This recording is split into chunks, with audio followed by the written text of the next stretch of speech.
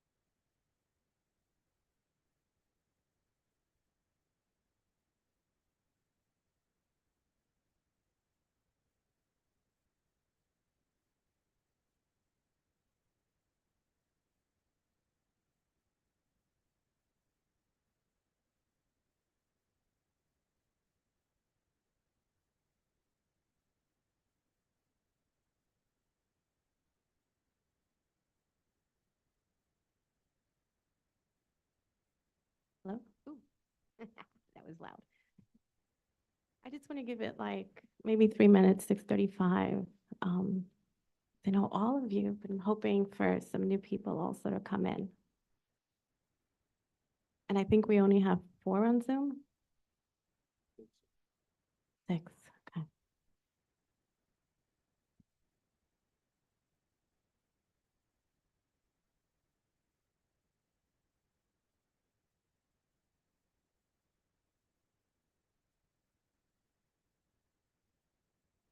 Hmm?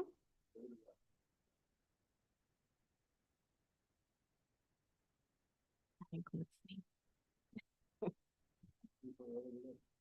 I practically opened up with him today, which is very, very rare.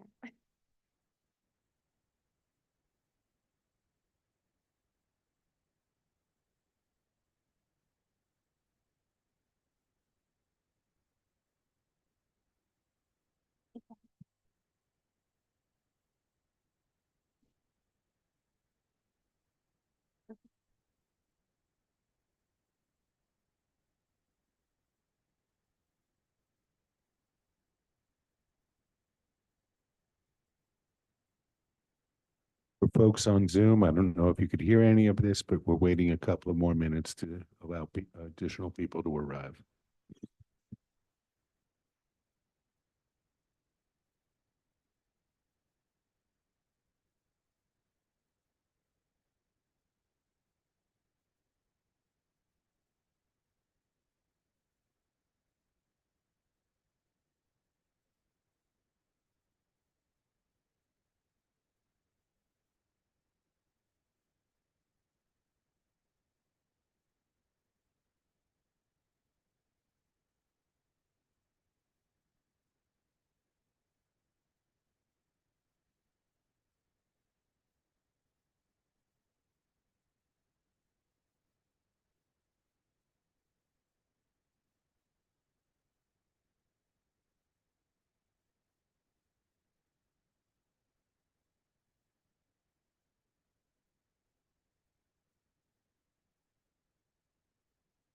Seven.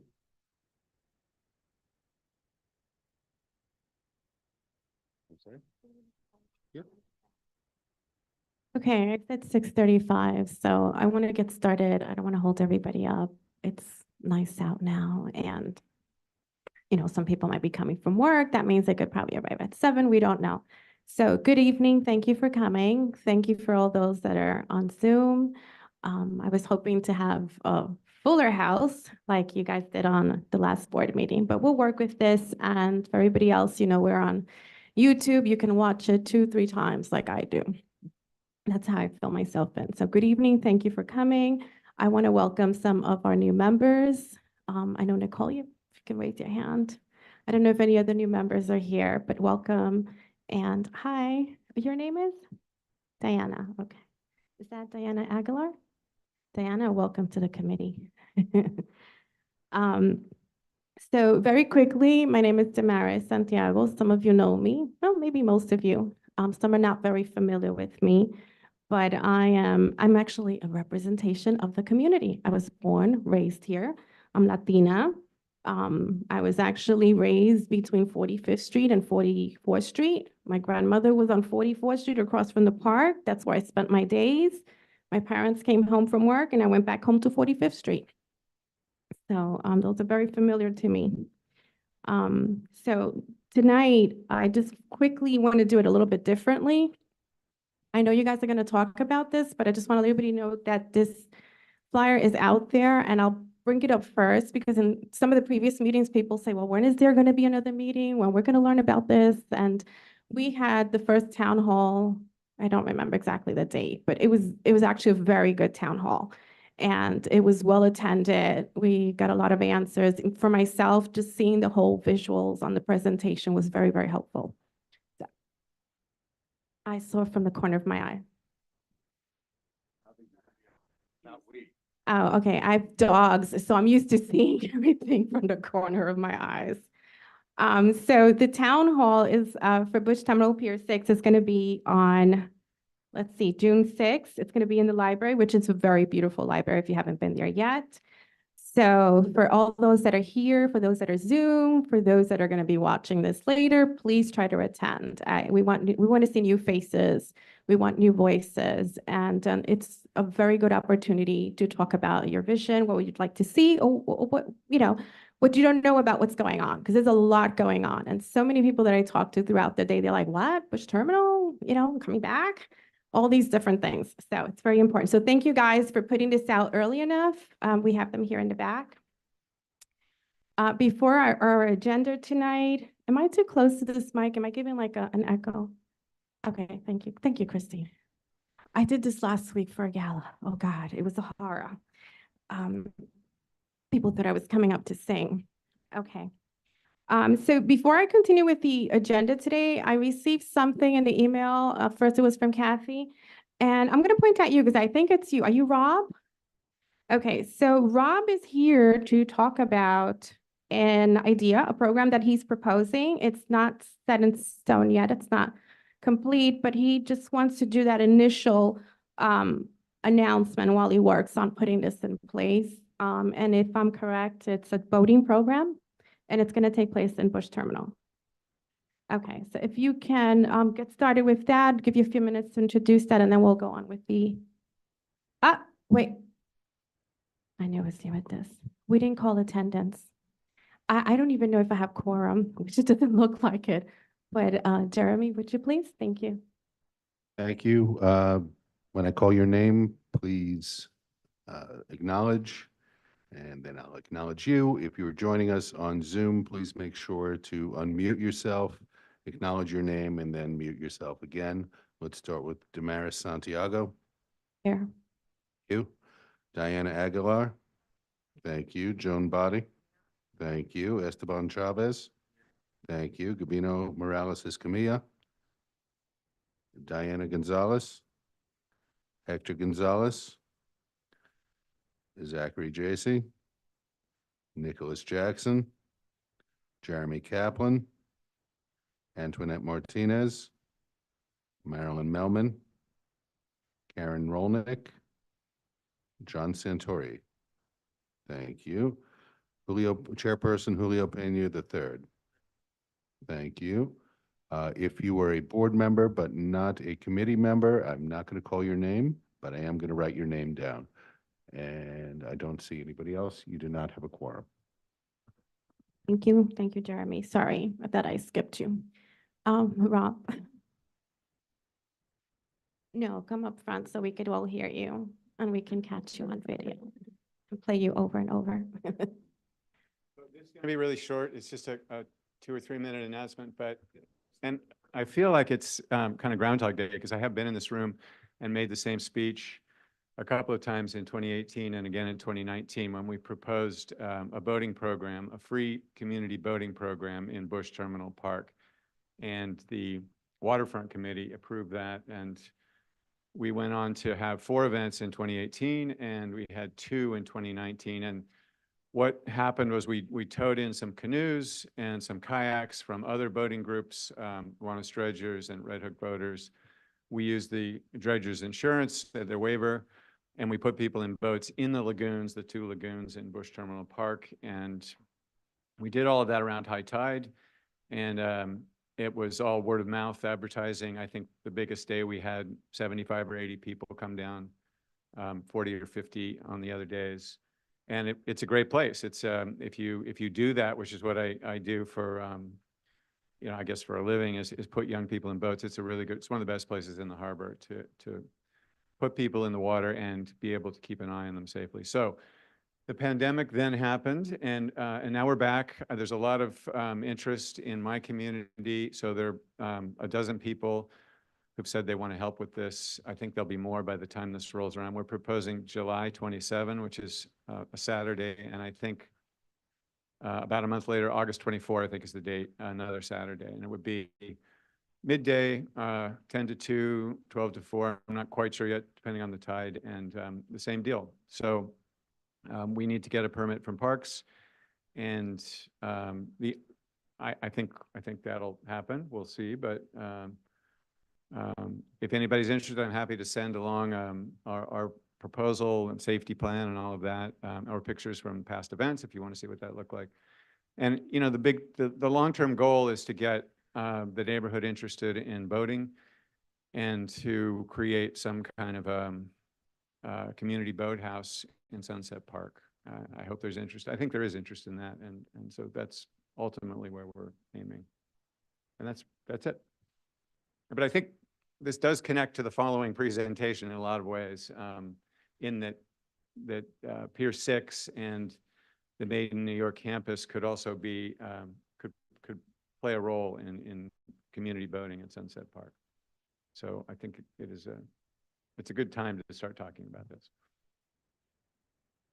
Any questions or thoughts? Okay.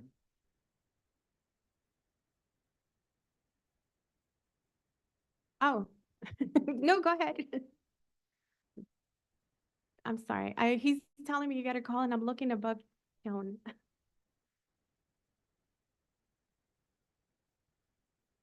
You say you would like to build or create a boathouse where Near the water, ideally on the water. obviously And since it's all public property, there are different options. I mean, it depends on what happens, but I mean, one possibility might be some space in the Made in New York campus.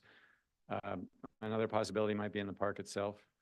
It's just, we don't know yet. And I think really, ideally it would be led by people in the community, the ultimate operation that exists. But I think we see our role as demonstrating that boating can happen safely and that it's a valuable thing. It's a great thing for the community. and keep in mind for the children, a paddle boat. Paddle boat. Thank you. I did have questions, but I think I spoke before the meeting just to get an idea of what you were going to present tonight. I mean, I saw the pictures were these from 2018? That's from 2019. Oh, 2019. Okay, so one of the things that I noticed is the youth, the children. And so that really interested me because that's something that I look forward to. I think the last time I was probably on that water was when the Bush Terminal Park recently had opened. We did an event with the Sunset Park Lions Club and we had the kids on the boat. I mean, it poured and it rained, but they were happy. So, so being able to access the water, I think it's great. I mean, if it's run properly, safe. I did have the concern, which was how to get there, because when I drive down, I see all the construction and I'm not sure if he's going to be able to access the park and the waters safely. I mean, once you're there, I guess safe, but how to get there safely, that was my only concern. I guess you guys would know better with the construction that's going on there. And I guess you'll present with more detail at the next time, once it's all, Once we get a permit from Parks, then, yeah, we'd communicate with you, and if you want us to come back in and talk about the day of plan and so forth, happy to do that. yeah, I would be interested in outreach. I mean, how, to get the people in our community to participate and get out to the water safely. Does anybody have any more questions? Any other questions? Anybody in the public or Zoom? Okay, Jeremy? Victor Ortega, you can unmute. Hi. Would potential ferry service conflict with a community boating infrastructure, a community boating pier? Like, are they compatible if they were to happen at the same time? There are places in the harbor with ferry terminals and community boating happening in the same embayment or inlet. Astoria in Queens is an example of that, but it isn't ideal from a safety standpoint. And I don't believe that this particular site would be a conflict. From what I understand, the ferry plans are all to the north of Pier 6, and the community boating would be either in the lagoons, the embayment to the north, everything would be south of Pier 6. So I see a pretty clear separation, and that's good.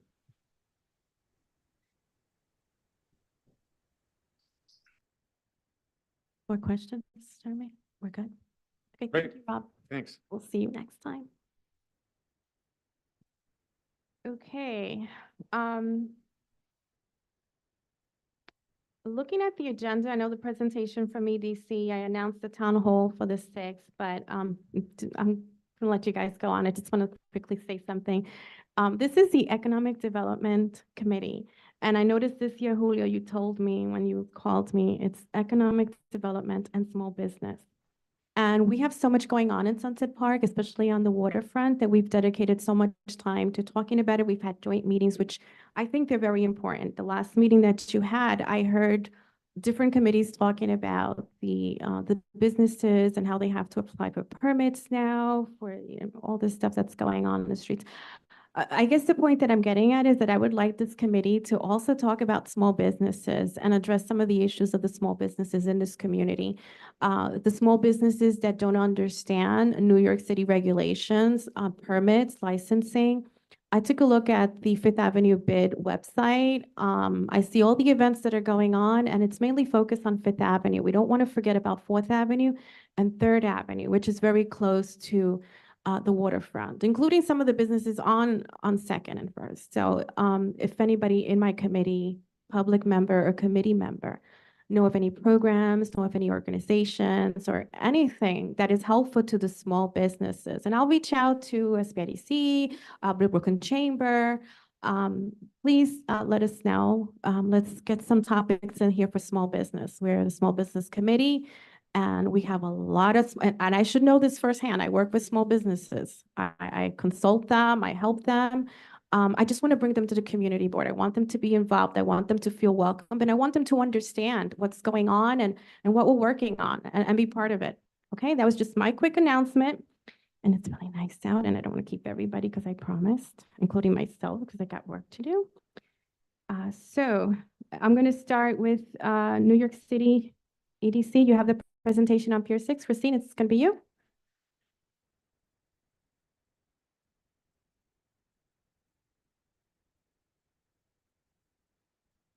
Hi, everybody.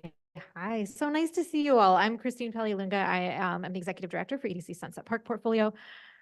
I'm so glad to see you all tonight, and I'm so excited to talk to you more about our Pier 6 project, or we'll have Rebecca from our consultant team. We had our last town hall, as Damaris mentioned, it was in February. We got some fabulous feedback there. We also got feedback online from an online survey that we had. We've incorporated a lot of that feedback, and I'm very excited for Rebecca to tell you more about that vision and how we are incorporating the feedback and building out the plans for Pier 6. As Damaris also mentioned, we do have another town hall coming up on June 6th. It is going to be at the library, 6 p.m., June 6th, for Pier 6. So you can't forget that. Anyway, so we look forward to seeing you there, and I'm happy to take questions after our presentation, but thank you again, everyone, for coming.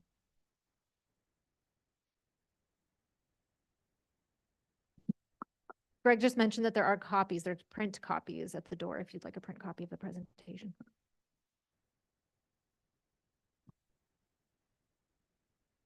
All right, hi, everyone. I also want to mention that in addition to our town hall on the 6th, we'll also have 2 tabling events on the Saturdays following. So that's June 8th and June 15th. We'll be at Sunset Park, the park, and then Bush Terminal Piers Park. So if you can't make the town hall, please stop by one of those tables on one of those days and come and talk to us and share your feedback. So I just want to quickly introduce myself. I'm Rebecca Fishman. I'm a senior resilience planner from Arcadis. And I'm working with, on behalf of the Economic Development Corporation on Pier 6. I'll also be joined by Julia, who's in the back here from Scape Landscape Architecture. She'll be taking over when we're talking about the design. Go to the next slide. So really quickly, our agenda today is just going to be a quick introduction to the project. I'll give a site overview, then we'll get into the design approach, our schematic design, which is around 30% design, and then some of the next steps. Go to the next slide. So who the project team is, this is the New York City Economic Development Corporation project. It's being supported by Arcadis, Matrix Engineering, Scape Landscape Architecture. Sam Schwartz has done some of our parking analysis. And then we're also joined by Johnson and Asbury on the community engagement side. Next slide. So what is Pier 6? Pier 6 is a filled pier adjacent to the Made in New York campus. Right now, the pier is not publicly accessible. And our plans are to stabilize the pier and to redesign it. I'm actually gonna, I can't really see. Do you mind if I just get my glasses for a second so I can see the screen more? Okay, that's actually easier. Thank you. Yeah, that's helpful. So we want to serve it as a public open space, and we want both residents, visitors, and people working in Sunset Park to be able to use it and to access the waterfront. We have around $25 million for construction of the project. Next slide. Why are we doing this? We're doing this because it's a site that's rich and has an active industrial history. We want to honor that history. And we also want to provide a new public waterfront open space for the folks here. Next slide. So why now? The Made in New York campus will begin operations this year. And we want the pier to be stabilized so we can provide that safe environment for folks to go out and explore the Sunset Park waterfront. These are just a few considerations that we have been working under. So that $25 million budget that I mentioned has to go both towards the pier stabilization and then also towards the public realm or the urban design of the pier. And then some of the existing conditions that we'll talk about over the next few slides. So here is where we are in the project schedule. We just finished our schematic design, which is around 30% design. We are about to go into preliminary design. That preliminary design will be based and informed by the feedback that we get from the community at that town hall and those tabling events. And then we're looking to be complete with final design about the fall, early winter of 2024 of this year. Okay, so we're going to dive into the site. So this land that we're talking about here was once mudflats, very important habitat for birds and fish. Go to the next slide. Sorry, these are going to be quick. And looking at the early settlement of the area, it was once home to the Canarsie. I'm going to butcher this. How do you think you pronounce that? Well, the Lenape, I don't know the other word. Oh, yeah, I'm not. Yeah, it's home to several tribes, and it spans from Western Connecticut to Eastern Pennsylvania and the Hudson Valley to Delaware. We're talking about around 1,000 years ago. So folks have been here and have been connected to the waterfront for a long time. Go to the next slide. Then this area sort of transformed into industrial hub. The picture that you see here is actually from 1903. Historians call this area sort of like the old Amazon of New York City. So you'll see all the different goods that were being shipped out of the terminal here at Pier 6. Next slide.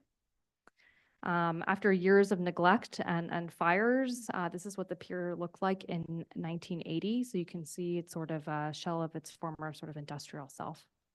Go to the next slide. And as a result of all this industry and then neglect. There are so many industrial remnants that are left on the pier. This is a picture that we took from last summer. And kind of with those industrial remnants are these emergent ecosystems.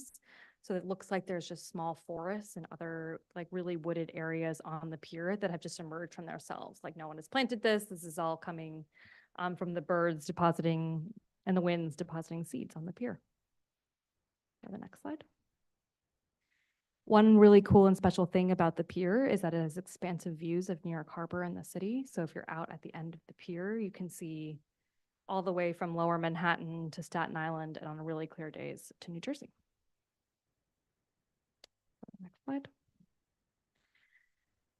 So coming this year is the mini campus and the public space that will come with that campus. So you can see here the existing condition of the site and then the renderings of what it will look like in the next few months. So Pier 6 is just one part of a large connected waterfront.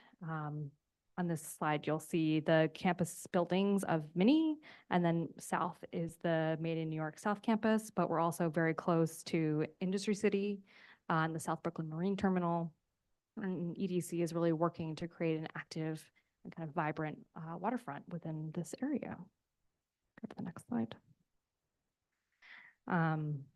So within that waterfront that I was talking about, there's also the Billion Oyster Project that I'm sure you guys know about. There's the waterfront bike path. There's the Bush Terminal Piers Park, and there's a bunch of all the Industry City, Made in New York, South Brooklyn Marine Terminal. Everything is sort of coming online in stages, but all together will serve as community asset. Go to the next slide. And we're hoping through this Pier 6 project to have a variety of diverse users. So we want folks in the community, we want people who are using Pier 6 as a place of business, and we want visitors to all feel comfortable and welcome in this space. And we want to make sure that we're responsive to what's missing here.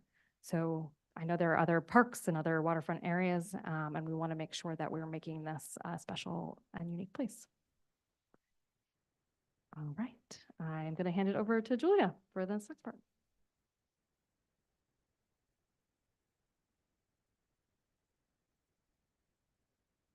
Hi, everyone. I'm Julia Howe. I'm an associate at Scape Landscape Architecture. So you can see on the screen who we've spoken with so far. We started off by talking to all of these organizations, local businesses, and advocacy organizations.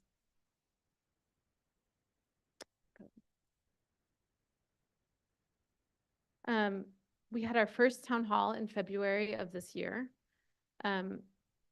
We heard quite a bit from the community, but some of our key takeaways are on this slide.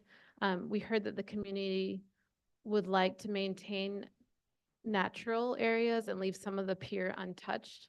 There was a lot of voices saying that they wanted no cars or parking on the pier.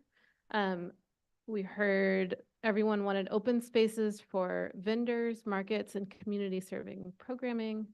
Also a desire for educational uses for surrounding schools.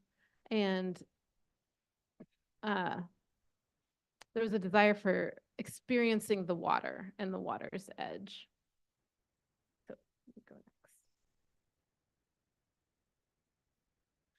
So we've defined some goals and program principles for ourselves. And those are shown on this slide. So I won't read this whole list, but our main goals are to keep the pier safe and accessible, engaging and flexible, ecological and industrial, sustainable and adaptable, and implementable and maintainable.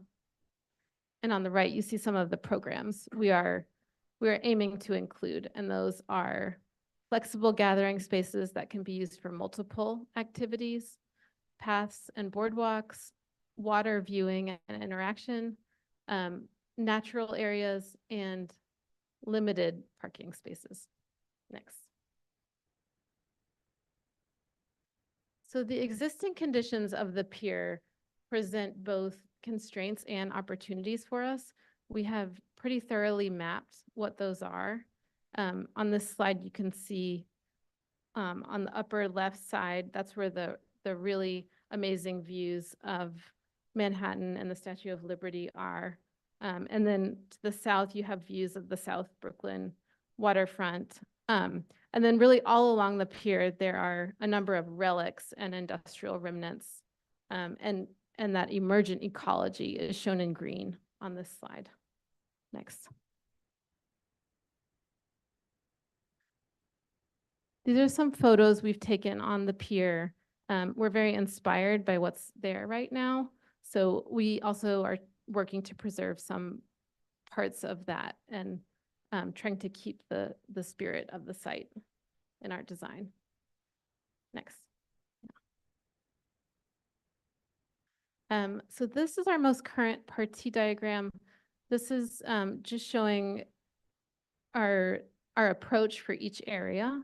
You can see right where the mini campus meets the pier, that should be a moment of arrival. So it's somewhat separate from the campus, but it's also a point of connection. Just to the left of that, there's an area to get close to the water and really have a waterfront experience. To the north of that, there's a meandering path that's immersive in planting. And then as you move further out along the water, we want to celebrate the view and provide some large open spaces with flexible uses. And then at the very end of the pier on the western side, we're planning to leave part of that untouched. Leave some of that planting there, the woodland. You can go to the next. So these were the three concept alternatives that we showed at the community meeting in February. We called them the industrial forest, the cobble corridor, and the community cove. So we got a lot of feedback on all three of these, and we used what we heard to move forward with our design and come up with one consolidated option. So the consolidated concept builds on those alternatives and what we heard from the community. And this is our initial sketch of that concept. We can keep going. And this is our most current schematic design plan. So it responds to that partie diagram I showed earlier, and it also is aiming to respond to all the feedback we've received to date. And this is a good overview, but I will be going into more detail in some of these areas as we keep moving forward. So maybe I think we should just keep going. Maybe just we can start going. We are thinking carefully about circulation around the pier.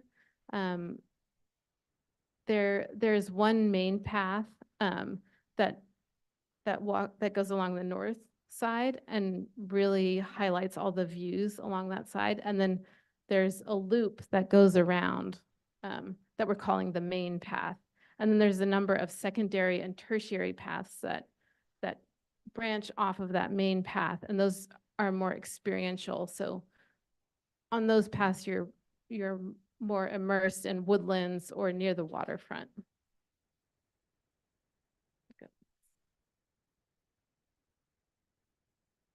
This is a rendering of a bird's eye view.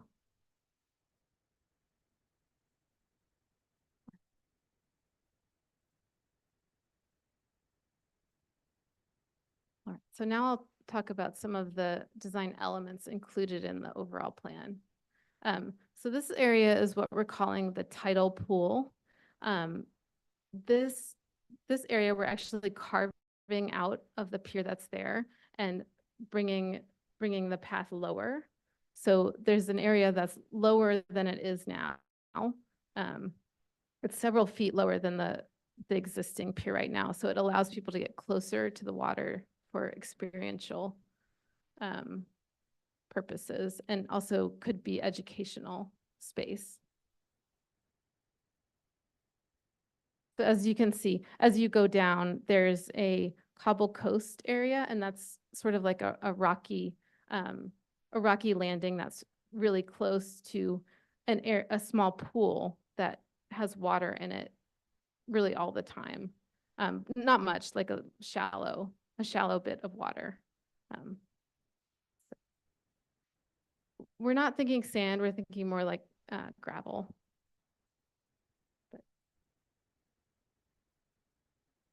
Oh, so another element we're considering there is e-concrete, which are, they're specially fabricated concrete blocks that provide habitat for marine life, basically.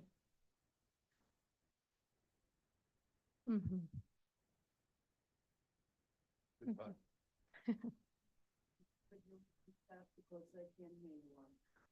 Oh, sure. So e-concrete units, everyone. Oh, the materiality isn't set in stone. We're still. Right, right. We're eager to hear what everyone thinks about it. Can the questions be put on the microphone, please?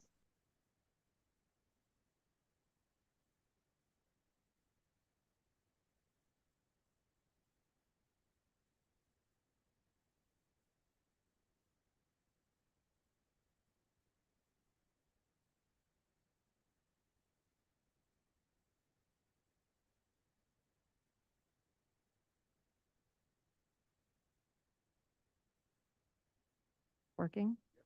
Okay. I was just saying that in response to the question about the materiality of what we're calling the cobble beach or the cobble coast, really. The materiality that we're saying, like gravel, is not set in stone. We would like to get feedback from folks, and it's part of the design development process.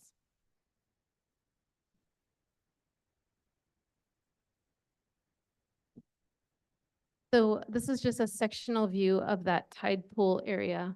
So you can see how the path is lower than the rest of the pier. It goes down and it gets very close to the water, and it's held in by a sill.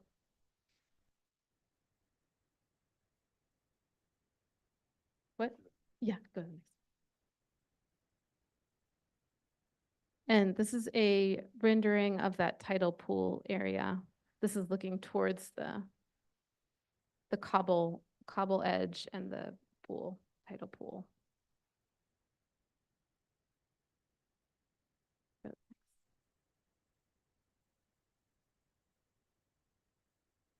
These images are some precedents for the tide pool.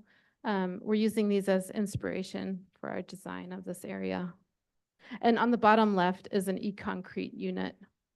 That's what it looks like. So they actually hold water and provide habitat for marine life.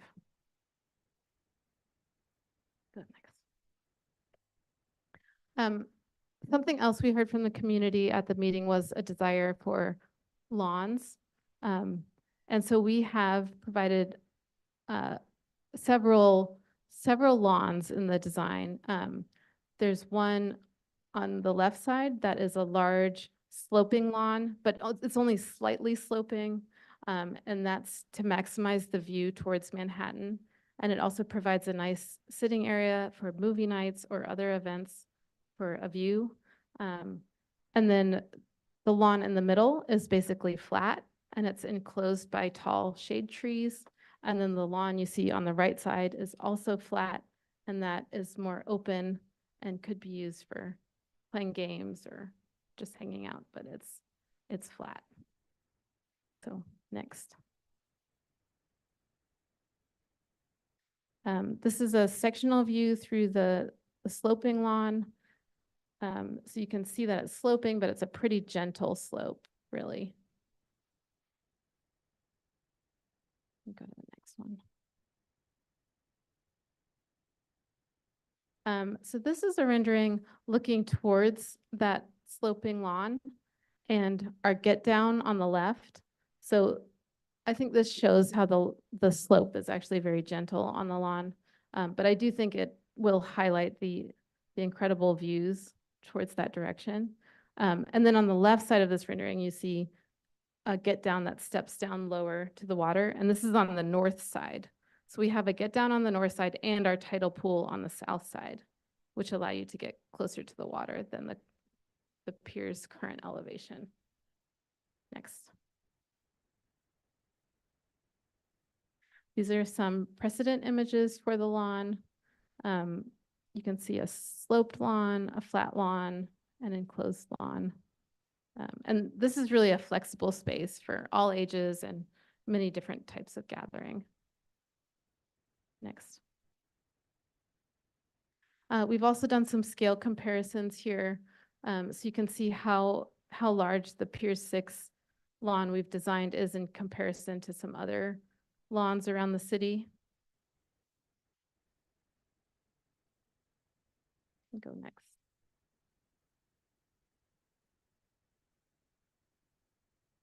The last area I want to share is the woodland plots and boardwalks area. So this is the furthest west area on the pier that we're leaving partially untouched. Next. So this area will actually be left unstabilized, whereas the rest of the pier will be stabilized all the way around. And because of that, all of the paths will be raised boardwalk on piles, not raised very high, but just maybe 1.5 feet or 2 feet. So even if that edge erodes away a little bit, you'll always be able to walk out on the boardwalks. And then this is where that emergent woodland is. So we've also provided some trails through the woodland, and those are more light touch. They're probably just some kind of loose material. They're not paved, but they're meant to really feel like a trail through the woodlands. And those are the light colored paths you see on this. The darker brown are the boardwalks. Next. Oh, those are elevations. Yeah. This is a section through the woodland and the raised boardwalk. So you can see it's actually quite a low boardwalk, but it is raised, so it will hold up over time. Next. This is a rendering of one of those boardwalks. This is looking towards the south. Next.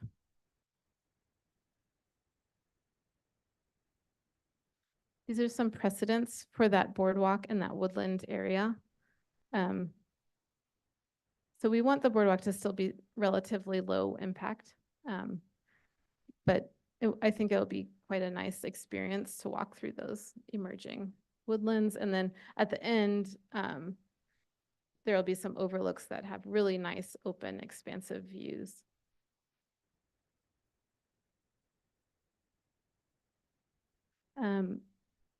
And I do want to talk a little bit about the materials we're using in our design. We're kind of at the beginning of studying this, but there are a lot of materials on the pier now, and we're trying to reuse as much as we can from the materials on the pier in our design. So we're trying to incorporate everything we can that's already there and repurpose it or reuse it in some way. And these photos are showing some of those materials. Go ahead.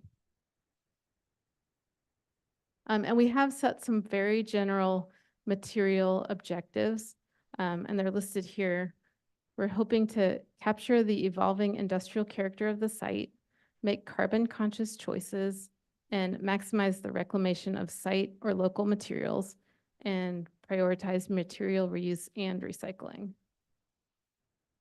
Next.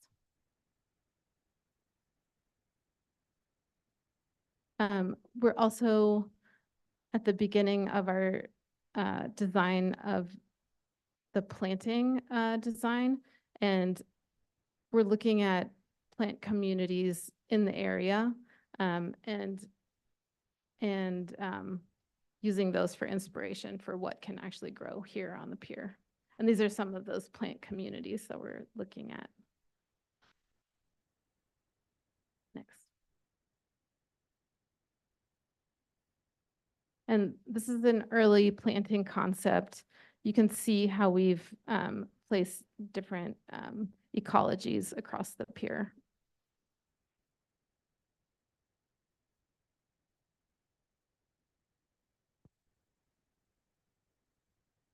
Next steps, our most immediate next step is the town hall on June 6th. And then our tabling events on June 8th and June 15th.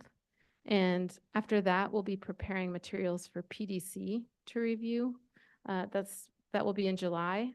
And then our next design milestone is in August, which is our 60% design.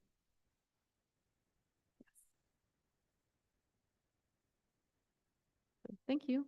Any questions?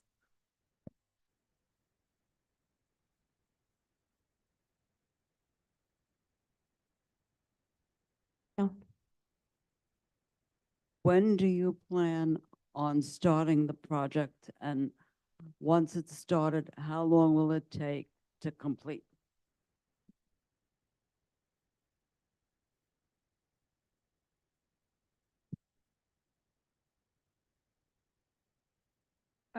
Do you mean construction? John? Do you mean construction on the pier? When do you plan on starting the construction? And how long will it take to complete? So we anticipate starting construction in the beginning of 2025. Construction will last until mid-2026. When? Mid-2026. Thank you.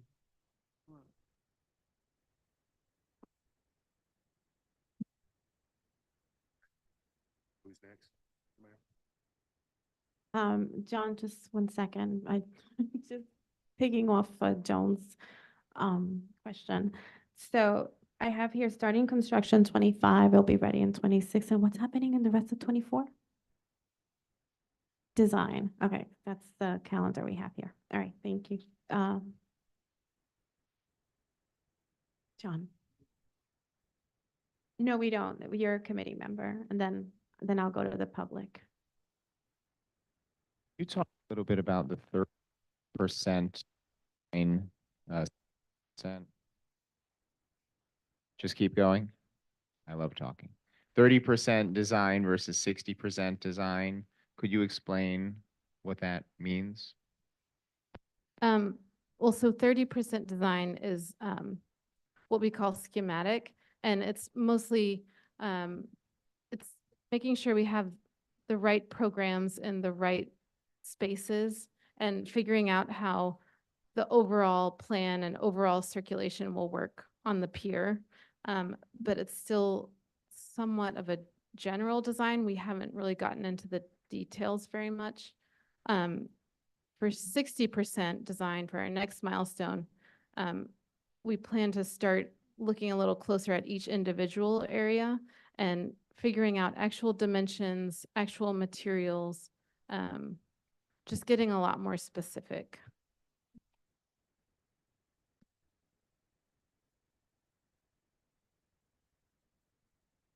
Mhm.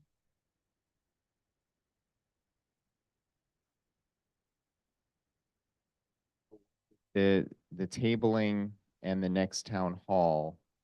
I guess I'm trying to understand. So you have this, it's a this design that you just presented was a composite of previous suggestions informed by previous feedback. So basically, I'm trying to understand, is this the design with modifications that might happen based on further feedback, or is this basically the intended design as of now? Oh, How flexible is the design as of now?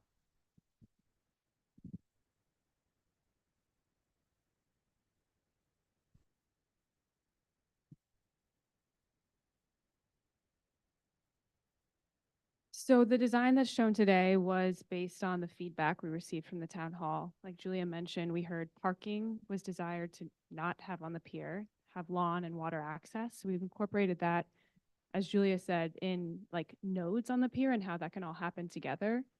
when we come to the town hall on the 6th, we want to understand from the community, again, materiality, what do you want to see on the pier? And also, do these programs that we are, suggesting could happen here, did we get it right? And based on what we hear back, certainly there's definitely modifications that can happen to the programming. But we have to give something to react to.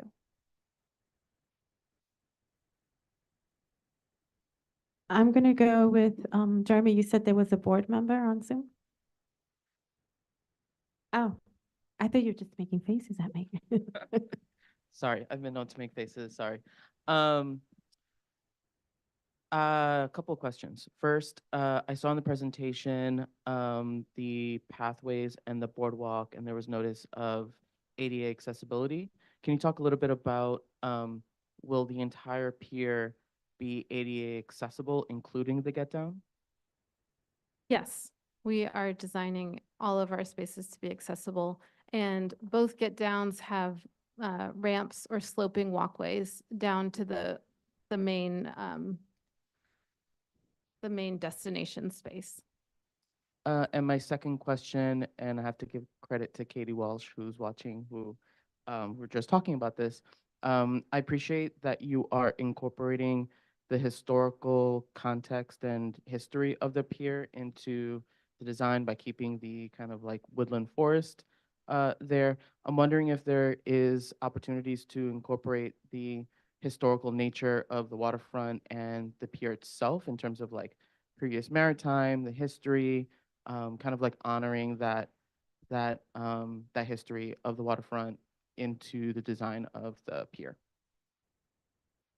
I think that's a great question. We are trying to do that. I think we are part of doing that is looking at the materials that are there and finding how to reuse them. And we are also planning on keeping a number of the relics on the site. We're not planning to remove them, so they will kind of be integrated into the design in that way. Oh, and we are also thinking through a historic interpretive signage program. Yes. Thank you. And the only thing I'll add, if there is an opportunity to incorporate local artists or artists, I think with a history to the waterfront, we would welcome that. I know that in a previous presentation, there was some dissatisfaction about some artwork and design that it wasn't really local. And I think this board and this community would very much love to see any kind of opportunity for local artists to be incorporated. And a previous design, not this, I meant something else, sorry.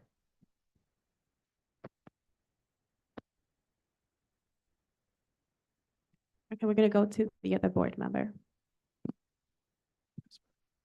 Pat Ruiz? Hi, good evening. Julio beat me to my first question. Thank you for that, Julio. I wanted to know about the signage, for the visually impaired. Is there going to be any kind of braille? Are you thinking about, the deaf and mute? I know it's a lot, but these are things that are on the top of my mind for everyone to be able to enjoy that. What I see is going to be beautiful. I can answer that. Yes, we are planning to have guardrail along some sections where it's needed. And we are also keeping visually impaired people top of mind as well. So any signage would have that component included. Thank you. Thank you.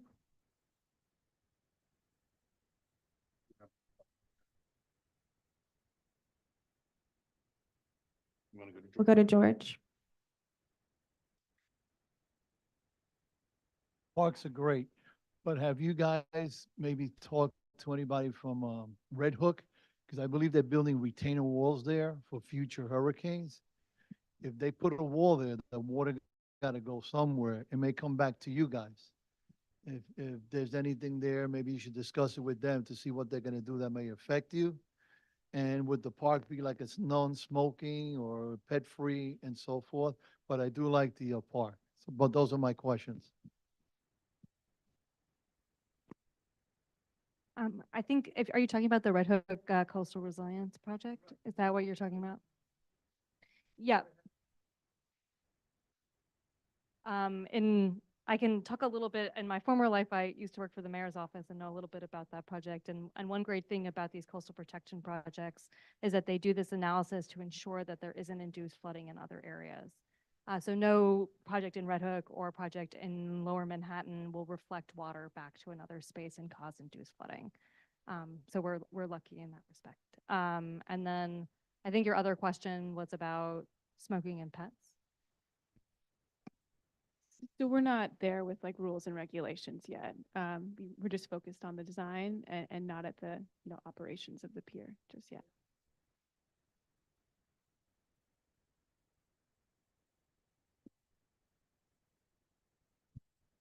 Really quick. You have two there? Yeah. Don't give me that privilege. I can talk now. I just want to, since it was recently mentioned, I just want to piggy off of Julio and off of Pat, incorporating the historic signage. I'd like to see it as part of like your design. I'd like to see what it looks like. You never know. We might have somebody in the community that has some historical point to make and we might miss it. I mean, we weren't here for many years and there are people that are really on top of those things. And as far as incorporating local artists, as an artist myself and someone that tries to bring artist communities together, and I've curated a number of shows trying to include artists that don't have the opportunity to exhibit at galleries. And I know there's so many here in Sunset Park.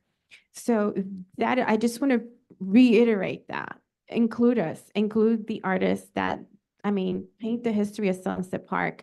I visited a local artist just the other day, and he painted 4th Avenue, and he incorporated 1970s.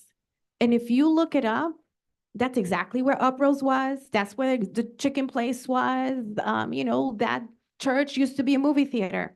So there's so many artists here that have that history. Please include Sunset Park artists. And that's just my other thing I want to push in there. Jeremy?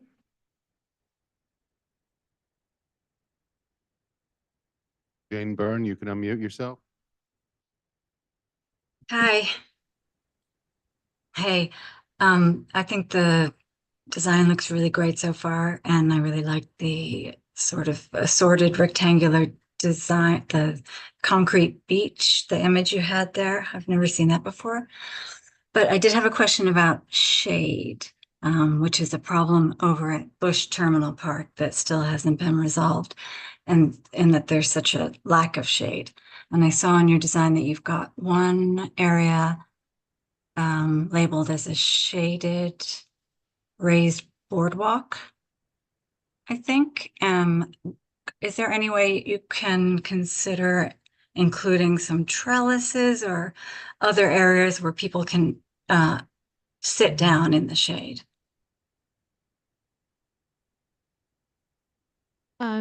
Yes, I think that's a great question. We are looking carefully at shade because I know it is an issue in the local zone of this the pier. We're definitely planning to include shade trees. And we do have more than the woodland to provide shade. We have another 2 additional plazas that will be shaded around them with seating in them. But I think as we progress, we can look more closely at that and where we locate shade. Okay, and maybe around the margins of lawns, things like that as well, because I imagine people are going to go down there to the lawns and play soccer, and there are always a lot of spectators who want to watch, and just in that sunlight's really tough. Jane, just a reminder, please come on June 6th. This is the kind of stuff that we want to hear and we want to have it recorded. This is how we'll be spending our time talking about the design. So please come. If you can't come, email us, anything. We'd love to hear this kind of information. Thanks. Thank you. Victor Ortega, you could unmute yourself. Hi. I'm sorry, Victor, I accidentally muted you. Can you unmute yourself again? Yes. The question, I have one question on the screen, but I have another two. The first one is, will pedestrians and cyclists be allowed to access 42nd Street at points west of the BQE, or will that portion of street be locked up by MINY or MINI, or however you say it? The campus itself is fully publicly accessible by both pedestrians and cyclists. So you'll be able to enter the campus from 41st, 42nd, and 43rd. Okay, good. And then the other question I have is, there was a mention at the start of the presentation, maybe I misheard it, that there's a ferry service north of 42nd Street? Is that the case? There's no ferry service servicing this area of Sunset Park right now. Okay, is there scheduled to be one? This is the question I had. There's no scheduled date. I think it's something that EDC is Uh-huh. looking into right now, but there's no date with that. Okay. Understood. There's a 2020 release by EDC with a map that included a stop north of the existing one at Brooklyn Army Terminal, but understood. And then the last thing to say is that it's a really beautiful presentation. It's very sophisticated, and I think it looks great, honestly. Thank you.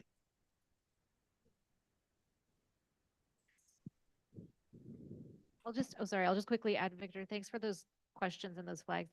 The 2020 study was a feasibility study looking at options for ferry service. We did not at that time put one in this area, but it's something, again, like Waverly mentioned, we are thinking about for the future.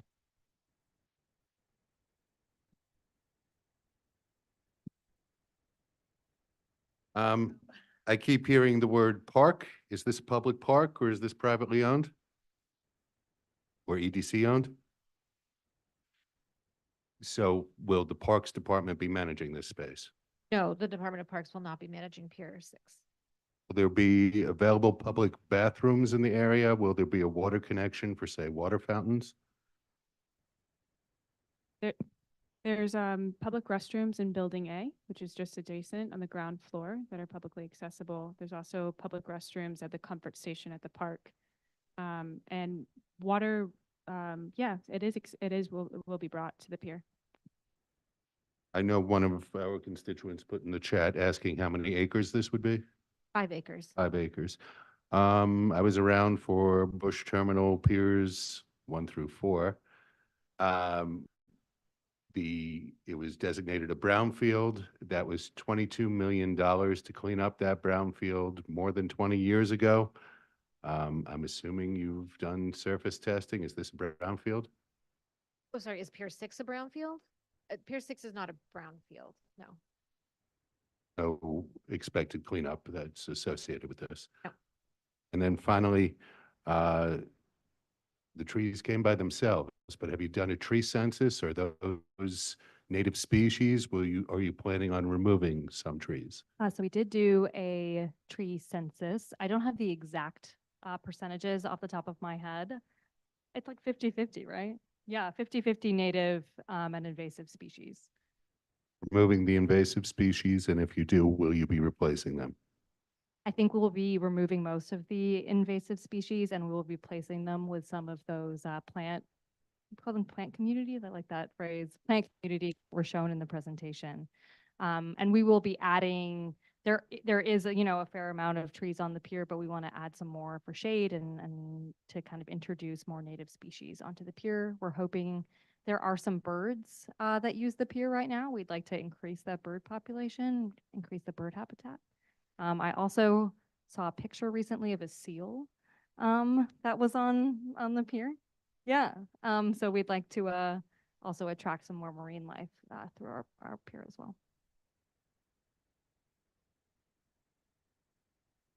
Something just came to mind, and I remember when Bush Terminal first opened, and it was, I mean, it's really beautiful. It was exciting for us because it was new. It was open to us.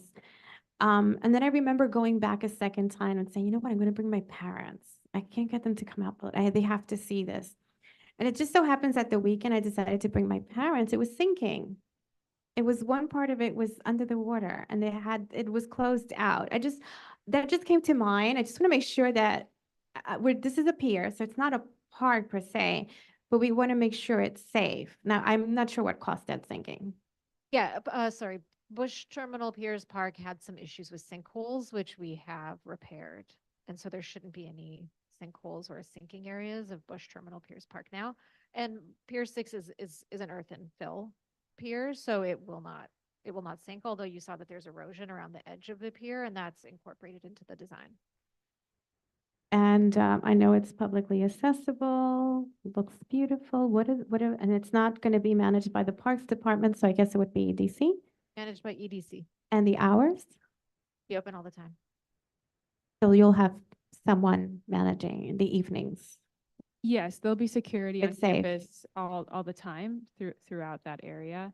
But again, just noting, we are just in the design phase. We haven't settled on rules and regulations. Obviously, we want to make sure that the park is safe at dusk and at night, though we will have security. So I think a regular park access, but those hours have not been settled. There are no gates or anything incorporated in the design. That's your question.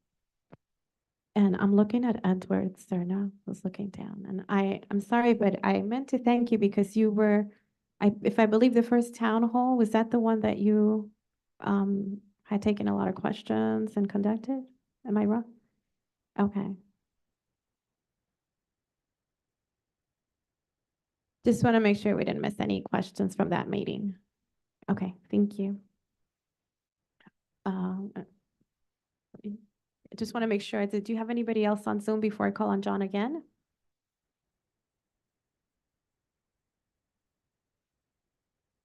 Pat Ruiz?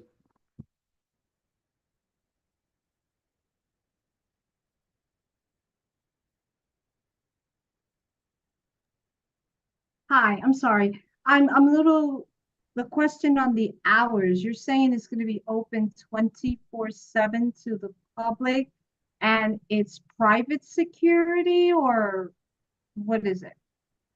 Yeah, so there's a couple different things going. So it's a publicly accessible campus 24/7. There are no gates, there are no locks, there's nothing prohibiting people from coming down to the site. We do, EDC has its own security that roves throughout our campuses, just make sure it's safe 24/7. But in terms of, hours of when, you come down to the site and there'll be programs and activities, we haven't settled on the hours of operation for that right now. But no, the pier will never be locked off. That's concerning to me. I don't know if anybody else feels the same way. Because security versus NYPD, I mean, are these armed security? And I hate to sound so bad, but you got to look at it, what kind of security? Yeah, thanks, Pat. I totally hear your question. It's like currently we have security that rove between the three main EDC campuses on the waterfront, the Brooklyn Army Terminal, the Brooklyn Wholesale Meat Market, and Bush Terminal. Even while it's under construction and not populated, we have security that sort of drives through each campus every night to make sure that it's safe and that there's not, campers, et cetera, people who are breaking in, which has been a problem on the industrial waterfront. So that's really it. And if there are issues, our security would probably contact NYPD. We haven't had any, well, we have had break-ins and we have contacted NYPD in those cases. But I hear you. I know that there's a concern around combining those two security uses. And I'm glad that you flagged it. Thank you. I'm going to go to the questions on the chat first. I want to encourage folks to raise their hand rather than use the chat. There are too many other things going on. It's difficult to keep track of the chat, but I will ask some of these. How much of the 25 million is going towards the design of this project? So we have 34 million in total. We have used about 9 million of that for the design, the engineer. Oh, I'm sorry. I'm speaking. I'm going to pass it to our capital team. We have about 3 million earmarked for design, and 25 for construction. So that 25 is entirely for construction. And to clarify, EDC is responsible for maintaining once it's open? Yes. What climate resilience will be incorporated? Yeah, so we've been looking at how to best adapt the pier to climate change. One thing, I think someone actually asked the question about what all those numbers meant on one of the slides. Those are the elevations. So the highest elevation of the pier is +10, and then I think the lowest elevation around the tide pool area will be about +4. So we've looked at what that means in terms of regular inundation. And those areas that will get regularly tidally inundated up till 2080 are those areas that can. So we're planting resilient plantings. We're using resilient furniture and kind of all those things that wouldn't be destroyed by regular tidal flooding. So that's really how we're adapting to that. And then in terms of storms, in terms of hurricanes, one example that I always use is that piers are actually the best positioned. So like when Hurricane Sandy comes, they actually just get flooded. So there's no kind of like wave action or kind of those terrible things that you see along the coastal edge. They just get flooded like 6 or 7 feet and then the water goes down. So we're really hoping that the way that we have designed this pier, any sort of water inundation is not really going to destroy the pier. There will obviously be cleanup that we'll have to do, but it'll be largely adaptable. And obviously we would evacuate everyone so no one will be on the pier. There'll be no cars or structures on the pier. And we're also working, I think one of the cool things that we're doing is that along the edge, there's all these big slabs of concrete. And we're adding rock revetment to those slabs of concrete to stabilize the pier. So right now, if we did nothing, as these storms come through, they'll just eat at the pier. The pier will become shorter and narrower. And so what we're doing by stabilizing that edge is ensuring that we'll have that length and width of the pier for decades to come. Did I miss anything? Okay. One more ferry question. Folks, if I missed your question, please raise your hand now. But I have who within EDC will be notifying CB7 and the community at large regarding any future ferry service north of 58th Street, but south of Ferris Street, the Red Hook stop. Will any future ferry service within that span be north of 42nd Street? We will notify CB7 first if anything like that happens. So it will likely be EDC's government community relations team that will reach out to CB7. Oh, sorry, did that answer the question? Did I miss it?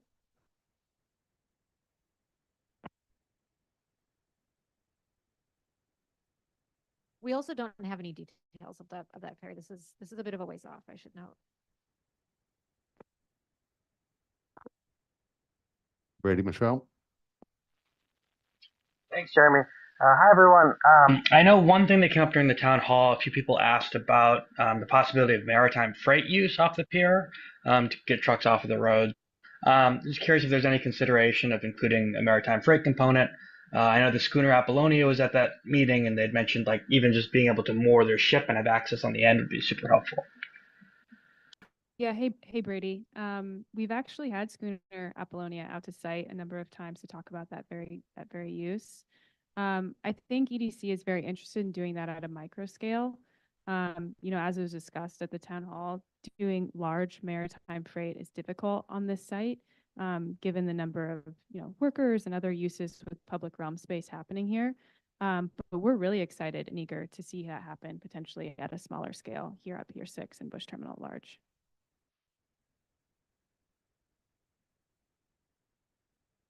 John, I saw your hand. I guess after John, if there's any, John, George, and then we're going to move on to the next presentation. Is that okay? I'll make this as quick as possible. I'm not from the community. I don't call myself a Sunset Parker. I never will. I defer to people from the community. Whatever they think should happen here should happen here. I'm glad that these meetings are happening. I'm glad there's going to be some tabling. And I'm not against the reactivation of this site or of Pier 6 in theory, or of the Made in New York campus in general. So again, I'm going to be very brief, but for years I've been against the Made in New York campus moving forward. That is still my position right now. I consider it to be a very undemocratic plan that has been driven entirely by the mayor's office and EDC with minimal community input, including from this board. It's a plan that has grown enormously. It's a plan that's grown enormously in expense. And we're talking about more than $300 million. Even the money for this pier, and I think it's wonderful that the pier is being, something is happening there. And I mean, the design has some wonderful components, but the budget was never discussed publicly. It was never discussed in this board. Our elected officials never talked about why they thought it was a good idea to appropriate $34 million for this project.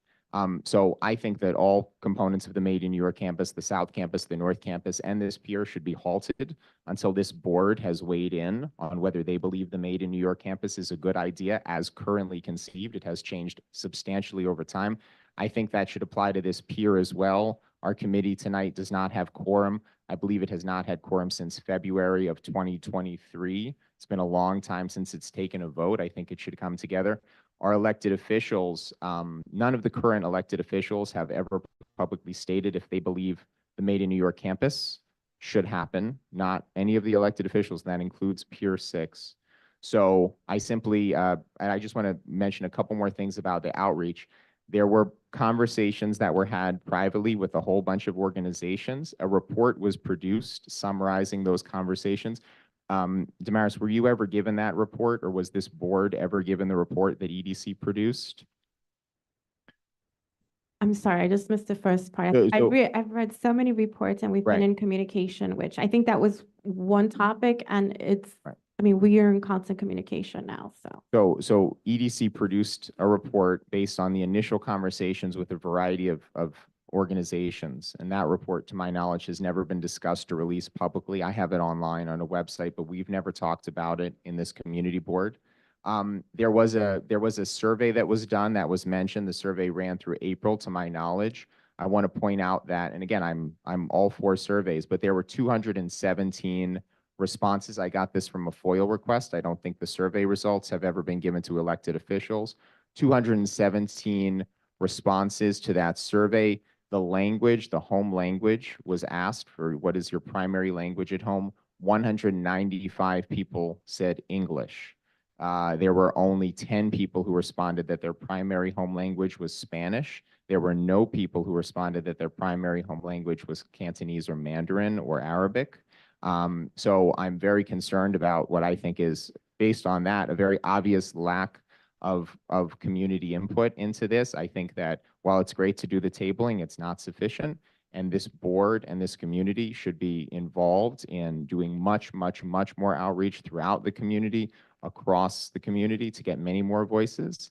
And again, I think that this project should not move forward until this board and the elected officials of this community have had a say in whether or not they want this to happen with the site, or else this board will continue to be sidelined, not just in this project, but in many other projects, which are also extremely expensive and are planned going forward. Thank you, John. I'm going to move on. Sure. Christine, did you want to? Okay, George?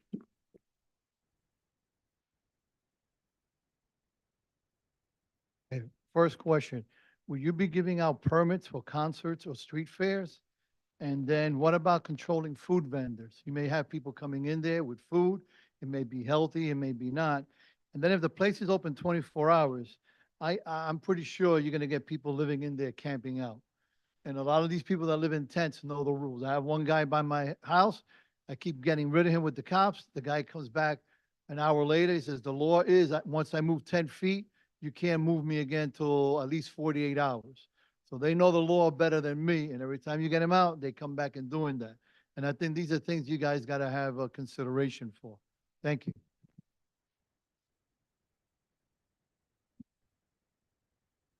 Yeah, thank you for that.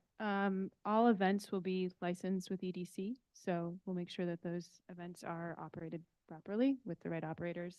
And thank you for providing your input on the hours of the operations of the pier. Obviously, like I said, we're not there yet, but we want to make sure that we maximize public accessibility for the maximum amount of hours that we can. Thank you. I know you're in your design stages, but these little things that come up that you're going to plan later, it's good to know them now. I mean, we live, breathe Sunset Park while you guys go home from work, so we see it. So that was one of my concerns. If it's open, we might have a Zuccotti Park here. Okay. Nicole? Welcome, Nicole. Nicole's our new member. Just one quick suggestion. I'm sorry, that was much louder than I thought it was gonna be. There's a lot of outdoor boxing events that happen in the summer, and they tend to happen in Manhattan. There's a lot of really great small boxing gyms in Brooklyn, and actually the Police Athletic League, who hosts kids, often brings those kids from Brownsville to Bush Terminal Park to do some outdoor road work because it's a really nice, clean park. They can do road work without messing up their knees, but you should probably do some outreach to PAL as well as some of the local boxing gyms. And I can email the names of those, but that would be really great. Yeah.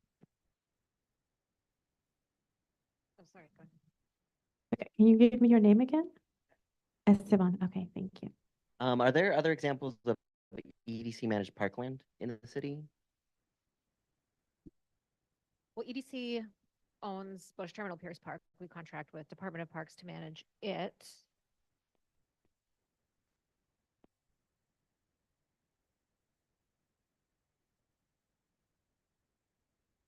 Hunters Point South is another EDC managed park. Oh yeah, so that one is also EDC land, but it is also contracted with Department of Parks to manage it.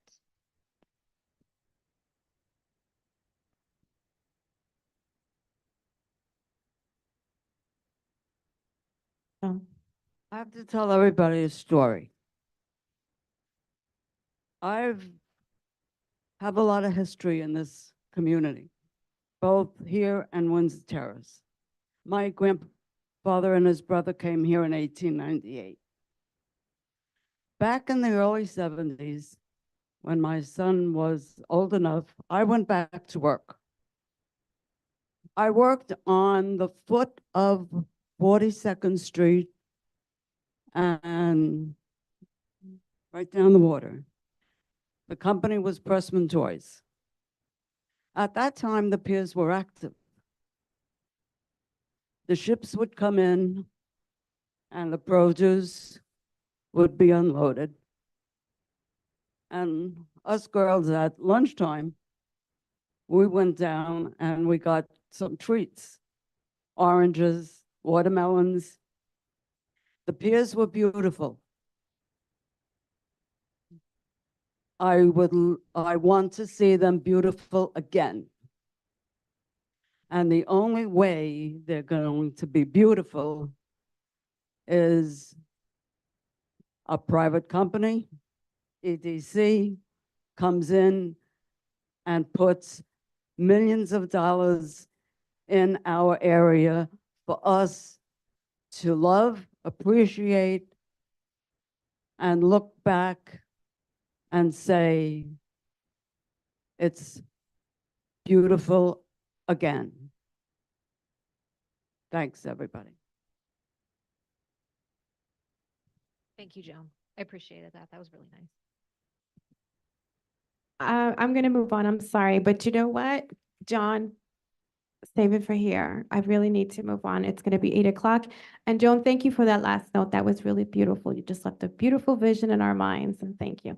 I want to move on because it's going to be 8 and we have another presentation. So is it Steve that's going to present? NYPD Harbor Charlie Waterfront Bulkhead? And sorry for the wait.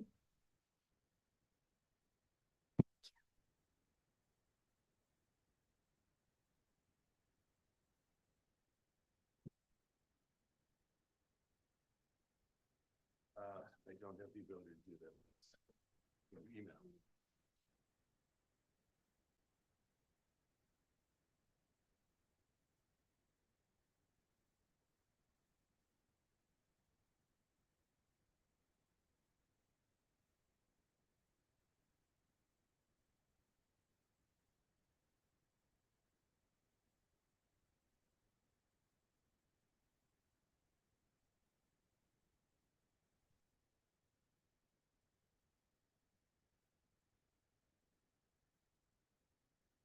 I'm sorry. What is your name? I'm Steve Reinert. I'm with the NYPD, happen to be an architect. Though we're going to present something that's a little bit more structural today. With me is Phil Georgikopoulos. Is that right? Georgiapolis, I'm sorry. And I'm not that familiar with the project, but we will try to do a presentation on work that's going to be done on Harbor Charlie. Harbor Charlie is, have the address here, is 140 53rd Street, also on your shoreline. So it was nice to hear the Brooklyn Army Terminal. Okay, and tell me when you're set up, or even if you can't get set up, we'll try to explain. I think our presentation will be a little bit shorter. It's nice to hear the design work, that would be planned to do something along the waterfront. I know that some of the photos. Sure, sorry. Just a little brief history. 1858 was when the first harbor unit from the MIPD was brought into history. And basically you had a lot of piracy that was going on.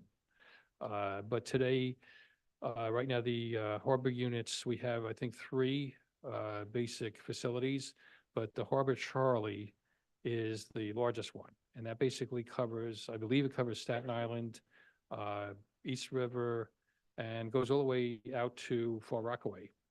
And then the other units that we have, there's one in College Point and another one on what's the name of the island where they have the soccer team? Randall's Island, yes. So, but you're probably most familiar that in this case, we're not going to be able to enhance the facility that we have, and it's not really open that much to the public, but we have some structural work that has to be done. And in order to keep our operations going, to protect and also to save lives sometimes. There's some people that jump off bridges, okay? And probably the harbor unit would be at least they might be keeping an eye out on the proposal, or at least the pier that you're talking about. So they do get involved and things like that. So basically it's structural repairs, what I've seen from the drawings. And I guess we would need, I've been to one of the community board meeting in Astoria. We would need, I guess, a letter of approval. I don't know if that's what you call it. Our cost is much less. The last estimate that I saw was about $2.5 million worth of work.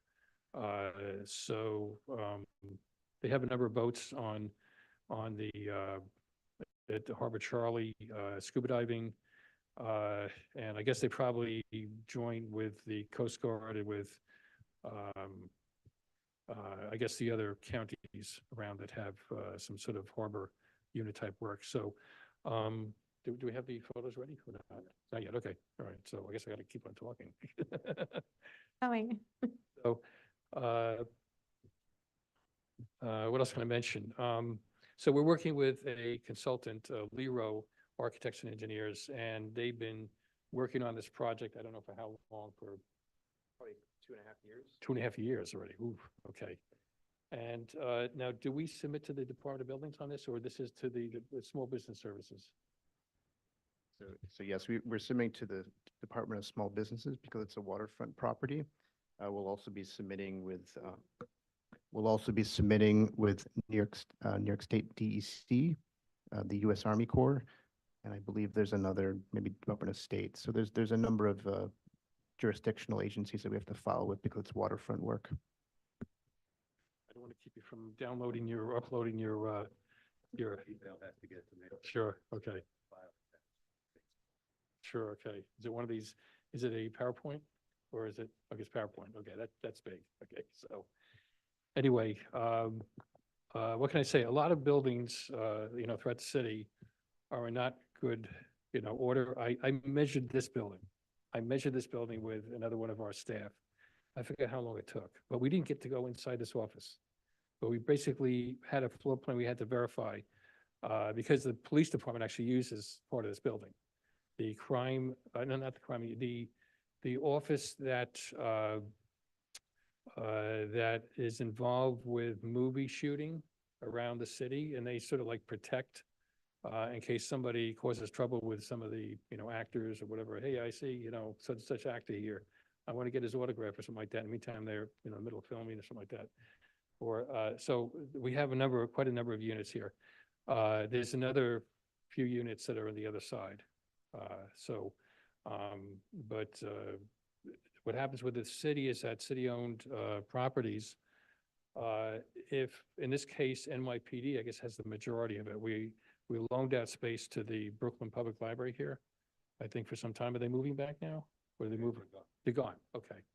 So one of the things that I'm involved at NYPD is to look into spaces where we need to move a certain unit. And there's some units that are like undercover that I don't even know about, okay?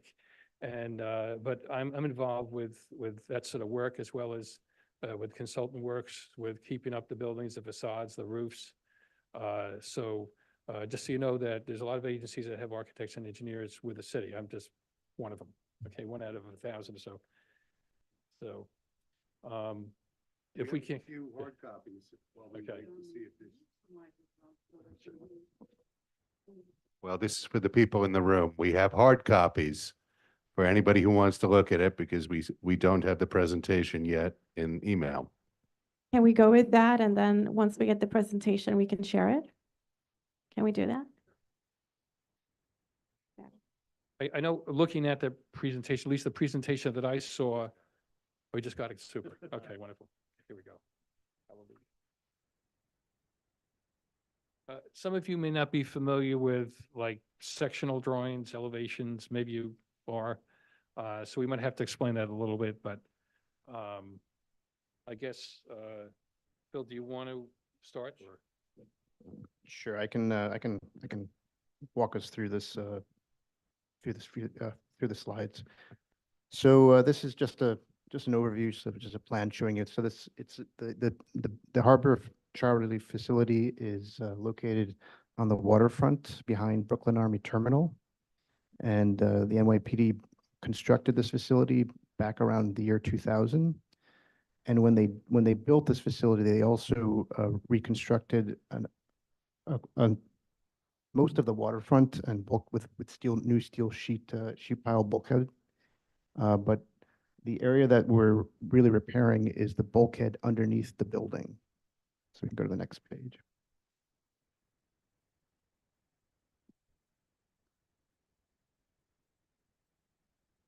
All right, so these are just some general photos of the facility. So on the left, we're looking toward the south at the front of the facility, and the picture on the right, we're on the west side looking east. And you can see on the right-hand side of that picture, the top, you see that concrete band. That's the concrete cap to the steel bulkhead. Go to the next slide. Again, some more photos. You can see on the left, that's the steel bulkhead, which is in good shape. But then on the right, you can see the concrete platform, which is supported on concrete piles. And underneath that is the bulkhead that's kind of underneath the building that's in bad shape.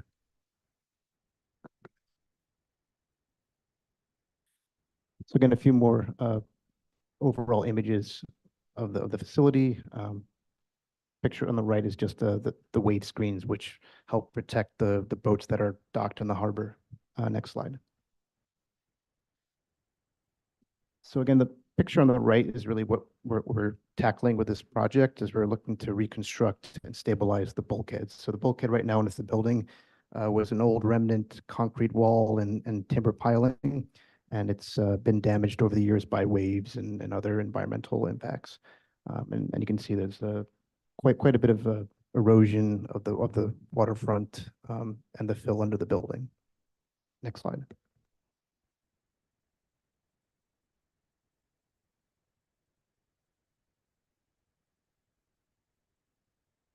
So we came in and just a few more photos. Again, there's an outfall pipe that we're going to be repairing as part of this project. I can keep going. This is just a overall site plan of the site, and we kind of highlighted the stretch of wall that we're going to be repairing. Go to the next slide. So the section of the wall that we're going to be repairing is basically in line with the extent of the building. Go to the next slide. And so this is just a section through the building, underneath the building and underneath the platform, kind of showing our proposed solution and how to rebuild the bulkhead. So we're going to be replacing it with a new timber bulkhead wall. And really that was the choice of using timber as the bulkhead for this, with the replacement bulkhead, was really due to constructability. Is just very difficult to get under there. You have a concrete platform in a building, and with high tide you have maybe 2 feet of clearance, and then at low tide you have maybe 7 to 8 feet of clearance. So the construction is really going to have to be done with the tide schedule, and you won't be able to use any major tools or equipment down there. So working with timber is going to be the only real solution, viable solution for this. And we've devised a way to erect that timber bulkhead and basically attach it to the existing concrete piling so that we have enough strength and capacity to resist the waves crashing up against this new bulkhead. And then the goal of the bulkhead is then to replace the backfill behind the wall so that we can stabilize our building. That was one of our biggest concerns structurally, was the integrity of the building, which is supported on piles. We've lost backfill over the years due to the washout behind the failed bulkhead. So this is really just a structural stabilization and a replacement of the existing bulkhead. You can go to the next slide.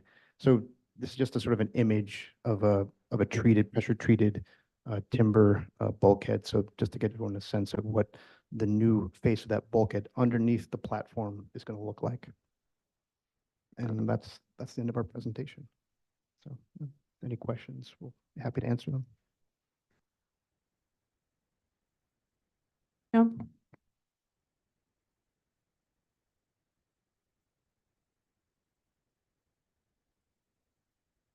This timber,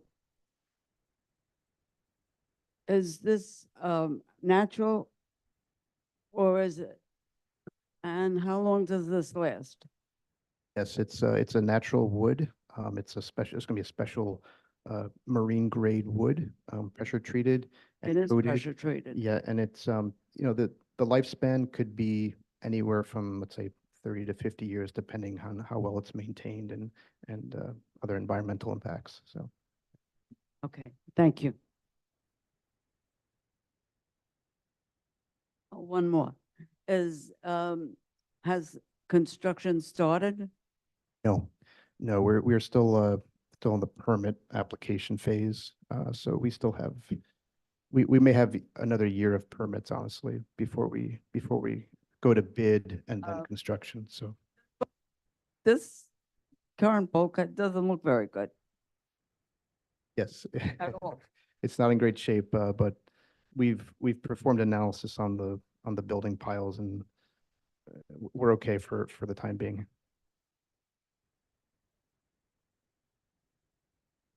Good. I'm going to go to Nicole.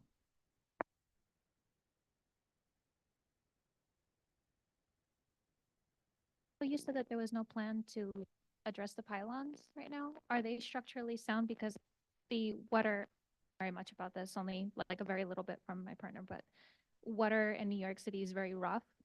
And that would be a really good way to help to maintain that bulkhead, which pressure treated wood is very strong, but it's still wood in New York City water, which is extremely rough. So have the wave attenuators been assessed to make sure if they're still structurally sound or if there should be some investment in that to help to alleviate some of the pressure? And thank you. Sure. Thanks for the question. It's a good question. So fortunately, the location of this bulkhead is sort of protected. They built these wave screens in front of the harbor, so this area of the bulkhead is somewhat protected. We believe that the failure, the condition of the wall was really because it was a remnant wall that was left in place when they built the building. So they probably should have replaced the wall back then, but they elected not to. Don't know why. But we feel that given the situation, given the hardship of the access to the space, timber gave us basically the longest lifespan and the best protection. Without basically probably demolishing the platform to have to reconstruct the bulkhead. John? Can you say, so what agency is in charge Is with the NYP. and funded in the city budget? Yes, we have money that is assigned for this. It's one of the more major projects that we need to complete for the, how can we say, the operations of NYPD, particularly with the safety of the, waters around the city. And do you know what the budget is? Well, the last that I saw estimate was 2.5 million. I don't know if it's gone up because every time that it takes longer, for a project to get through and to get bid, then the prices, generally increase 3 or 5% every year. And I saw that was a PDC presentation. Has PDC voted to approve this, or where is it with PDC? Glad you asked, because I was going to have the same question. PDC generally looks from the street. I'm not sure if they have to, did you have to go through PDC for this? Yeah, I believe NYPD's is in discussions with PDC, and I'm not sure if they have to present or not. I'm honestly not sure. Yeah, the PDC basically covers buildings that are seen from the street. This is actually seen from the waterway. Unless you're, maybe it's like looking down from a plane that's about ready to land at JFK. You might see it from the outside. Is that something? But I kid you not, that there are, I've dealt with the PDC in the past. Okay, I don't want to get into a long story, but some of the people care about what the rendition of light is at 8 o'clock at night, let's say in the wintertime, when a person's walking their dog. How does the dog look? Okay, this is how sometimes how I don't want to use the word crazy, but just, it's not really that important as, somebody's life, rescuing somebody. So, but we're in contact with that. If the other, the small business services that we're dealing with, generally they are dealing with the structures that are along the shoreline of New York City. And they would have to tell us we have to go to PDC. So if we have to make this a real elaborate design, the question is also the cost. And, the police, I can tell you, we have a lot of projects that are sitting, including this building. We would love to renovate and make it use for, even for other agencies. Okay, there we go. I'm glad we got some support here. Okay, but the problem is money. And when anytime we can get just a little bit of money, we have to go for it. Okay, and so if they make us redesign this thing so it looks like a big palace, they're going to have to come up with the money. Let PDC do that. But they may decide, okay, replace it in kind. Generally, we don't have to. We just have to tell them that, and then we can go ahead. We get approval.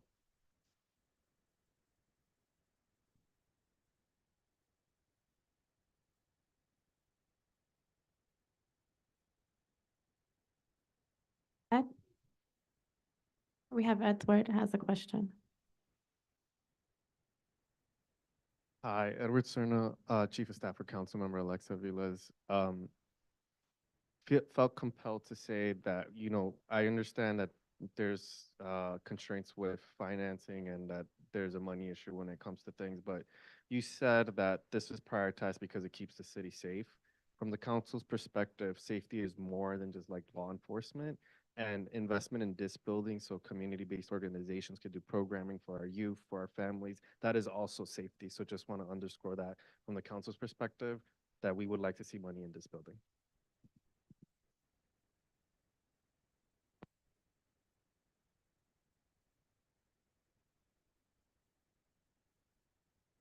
So no more questions. That concludes your presentation.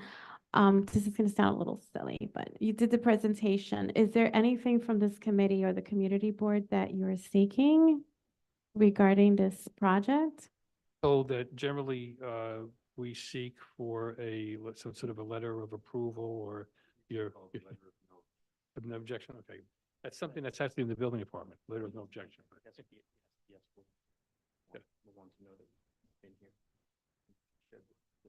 Okay, and you can formally email us on that and then we'll bring it up at the board meeting? Is that okay? Good, thank you.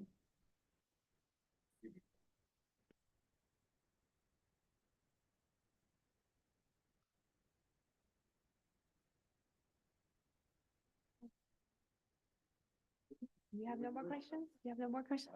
Okay, this concludes the meeting. Just can you? 'cause Hi, I have, I want to hold everybody up. hi, I'm a committee member and I didn't realize the meeting would end without the committee having a conversation. So I just have some comments. I'm joining via Zoom. I apologize, I can't be in person, but I did have some really quick things that I wanted to bring up, if that's okay. I'm listening to internet. Yes, this is Yeah. Antoinette Martinez. All right, go ahead. Thank you. Hi, thanks. So I'm sorry, I had my hand raised during the EDC presentation. And I was just curious if the committee could follow up with EDC asking for more information behind their rationale as to why EDC is deciding to manage Pier 6 instead of having the Parks Department manage that space. Can the committee work with EDC just to follow up on that question? I'm Or going I to try to repeat your question. You're asking why EDC won't have the Parks Department? Is that what you asked? I couldn't get it. I'm sorry. Yeah, no problem. So it sounds like Pier 6 is going to be managed by EDC solely, and other spaces, other park spaces that they manage, they work with the Parks Department. Just curious, what was the decision process as to why Pier 6 would solely be managed by EDC? We'll follow up with that. Okay, we'll follow up with that. I take a note of it, okay? And what was your next question? Everybody left. So it would be great if we can have more information about what is going to happen to the space in the library. I'm not sure if the folks that were presenting today, if they were the ones that can help speak more to that, but it would be great to know what's going to happen to the space that used to be held for the library in the building. And if there are plans Sure. to use that for community space. Okay, so I'm going to make this suggestion because everybody's almost gone. So Antoinette, why don't we put together as a committee any questions that we have as a committee, and then we can bring those to the town hall? Well, that's not for the town hall questions. These are Okay, so committee do you wanna- questions. Right, do you- I know you want to leave, but we don't meet No, it's very not that I don't want to leave. often. It's just you and me chatting here on the mic because everybody's pretty much gone. So I don't know who's on Zoom because Jeremy walked away, but we can have this discussion. Do you want to? I'd be happy just to really quickly continue having this conversation now. Go I ahead. just have a couple of more two more questions. John made a really good point about all of the projects that are happening along the waterfront. And I think it would be great if this committee could meet and talk about that. There's $34 million going to appear when there are a number of vacant buildings in the neighborhood. Just allocation of funding, does it make sense for us to be putting in $34 million for a pier, $9 million to a design? There's a building across the street from the library that, I mean, that's completely vacant. There are other buildings in the neighborhood that unfortunately have been lost to fires. I think this goes to the point that John Fontillis made at the last community board meeting about us all getting together and really thinking about comprehensive planning in the neighborhood. And part of that is allocation of funds. So I really appreciate all of the work that John has been doing, but I just want to help raise his concerns and seeing if we can really genuinely have a conversation about that at the committee level. And then lastly, Liberty View Plaza, they've received millions in tax breaks to fill their space with industrial tenants. And I was just curious if this committee could invite them to come in and talk about how they're working to attract manufacturing tenants into that building.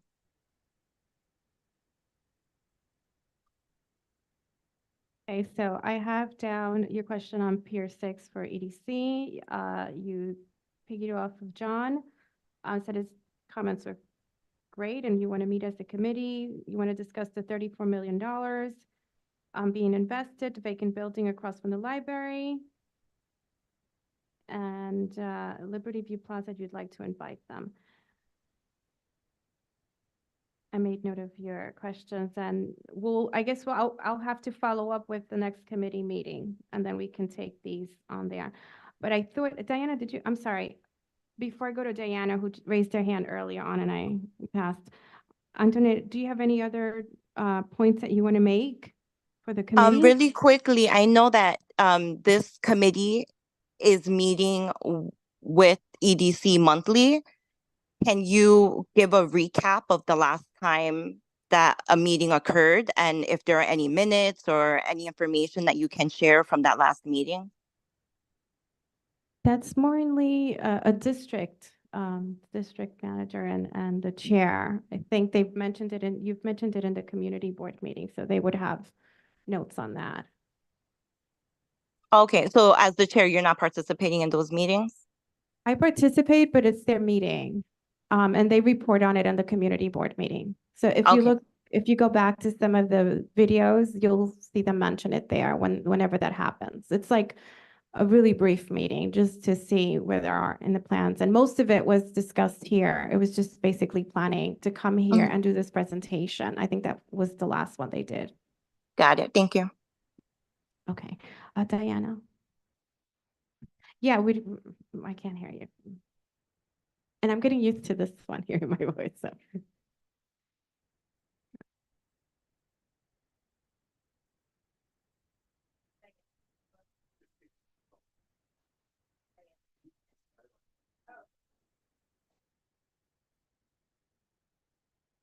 I'm Diana to like the 4 people who are left here, but since I'm new here, I just wanted to get like a lay down of the rules, like how often we meet.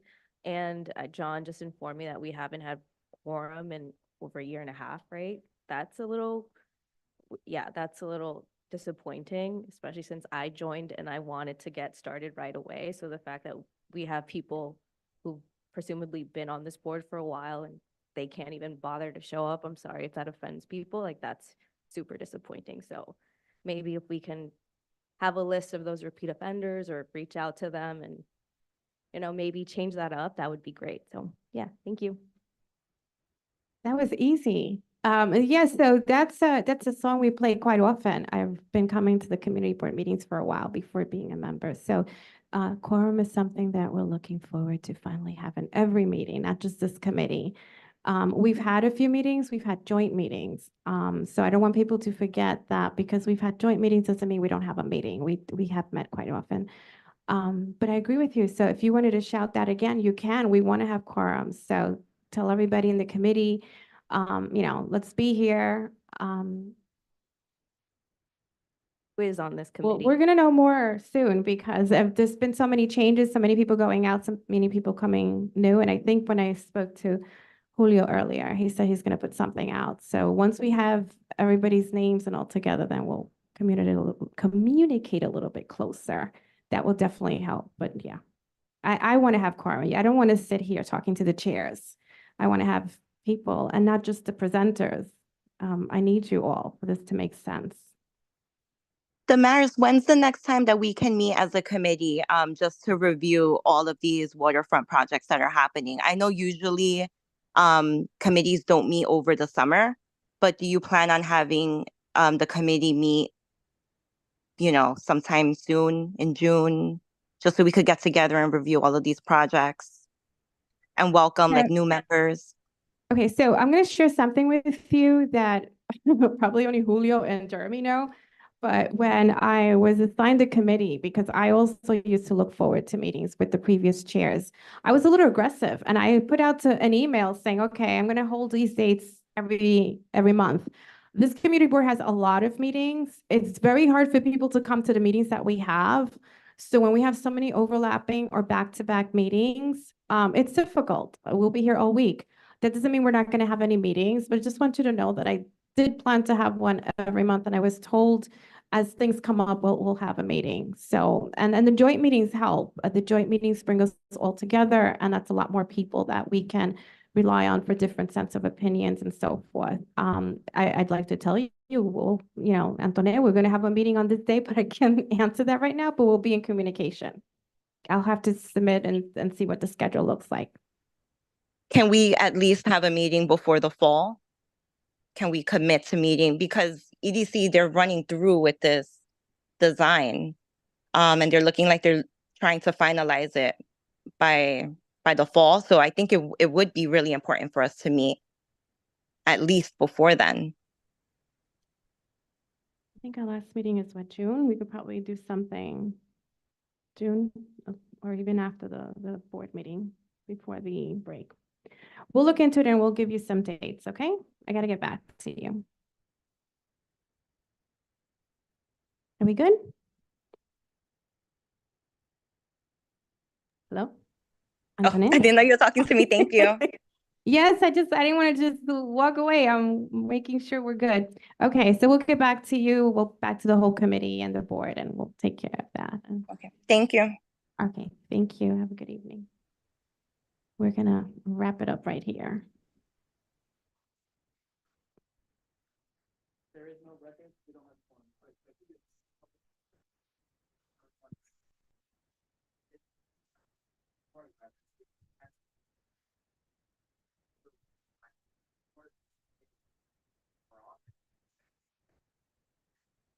John, we answered that. We answered that. We're gonna plan a meeting. We can't just give you a date right now because we don't know. It wouldn't be fair to just come up with a date and say, okay, boom, let's do this. We have to look at the schedule.